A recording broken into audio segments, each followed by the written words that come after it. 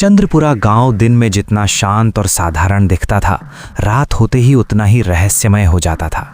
मिट्टी के घर, संकरी गलियां, बरगद का पुराना पेड़ और गांव के किनारे खड़ा एक वीरान वाड़ा, जिसकी टूटी खिड़कियों से हमेशा ठंडी हवा निकलती रहती थी।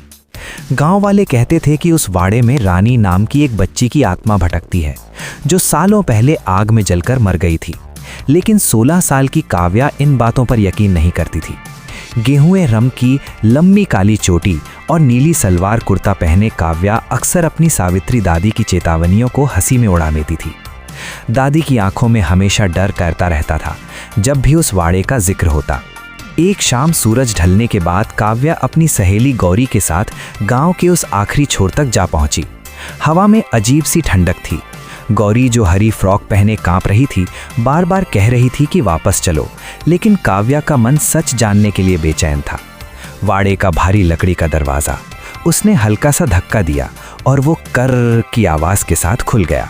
अंदर अंधेरा, जाले, टूटी कुर्सियां और मिट्टी की दीवारों पर समय के निशान थे। कमरे के बीचों बीच एक पुरानी लकड़ी की कुर्सी रखी थी और उस पर बैठी थी एक गुड़िया। पोर्सिलेन का चेहरा, दाईं गाल पर दरार, उलझे भूरे बाल, फीकी गुलाबी फ्रॉक और काली चमकती आंखें, जो सीधे काव्या को देख रही थीं।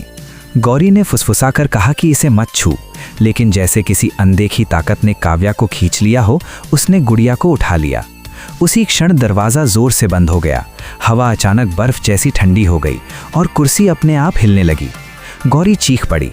दोनों किसी तरह दरवाज़ा खोलकर भागीं, लेकिन काव्या गुड़िया को अपने साथ ले आई। उस रात मिट्टी के घर में तेल का दिया धीमे धीमे जल रहा था। सावित्री दादी सो चुकी थीं। काव्या ने गुड़िया को अपनी मेज़ पर रख दिया और बिस्तर पर लेट गई। आधी रात के बाद अचानक खिड़की तेज आवाज़ के साथ खुली। पर्दे हवा में लहराने लगे और दिया टिमटिमाने लगा। काव्या की नींद खुली तो उसने देखा कि मेज़ खाली है। उसका दिल जोर जोर से धड़कने लगा। धीरे धीरे उसने सिर घुमाया तो देखा कि वही गुड़िया उसके बिस्तर के पास बैठी थी। अब उसकी काली आंखें लाल चमक रही थी। दीवारों पर खरोच के निशान अपने आप उभरने लगे, जैसे किसी ने नाखून घसीटे हों। घड़ी ने 3 बजाए और कमरे में धीमी, मासूम लेकिन भयावह आवाज़ गूंजी। मुझे यहाँ से मत ले जाओ, मैं अकेली हो जाती हूँ। काव्या चीखना चाहती थी, लेकिन आवाज़ गले में अटक गई। अगले दिन उसने दादी को सब बता दिया। सावित्री दादी का चेहरा सफ़ेद पड़ गया। उन्होंने बताया कि कई साल पहले उस वाड़े में रानी नाम की 8 साल की बच्ची रहती थी, जो अपनी गुड़िया से बहुत प्यार करती थी। एक रात रहस्यमयी आग लगी और पूरा वाड़ा जल गया। लोग कहते हैं कि रानी की आत्मा अपनी गुड़िया में कैद हो गई। जो भी उस गुड़िया को अपने घर ले जाता है, उसके साथ अजीब घटनाएं होने लगती हैं, क्योंकि रानी अपने घर से दूर नहीं रहना चाहती। डरी हुई काव्या उसी शाम गुड़िया को वापस वाड़े में रखने चली गई। गौरी उसके साथ नहीं गई। इस बार वो अकेली थी। वाड़े के अंदर कदम रखते ही उसे लगा जैसे कोई उसे देख रहा हो। उसने कांपते हाथों से गुड़िया को उसी पुरानी कुर्सी पर बैठा दिया। तभी अचानक कमरे का दरवाज़ा अपने आप बंद हो गया और खिड़की से चांदनी सीधे गुड़िया के चेहरे पर पड़ी। एक पल के लिए गुड़िया की लाल आंखें सामान्य हो गईं और ऐसा लगा जैसे उसके पोर्सिलेन चेहरे पर एक हल्की मुस्कान आ गई हो। हवा शांत हो गई।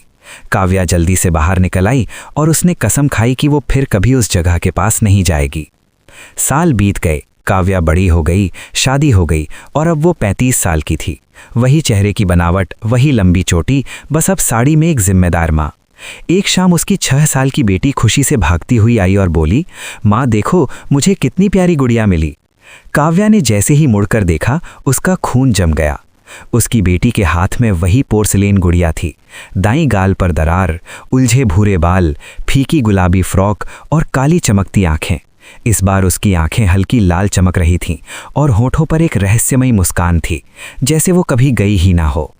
कमरे की खिड़की अपने आप धीरे से बंद हो गई और बाहर कहीं दूर वाड़े की दिशा से ठंडी हवा का झोंका आया।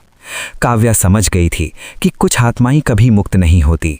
वो सिर्फ इंतज़ार करती हैं, सही समय का, सही घर का और किसी नए साथी का।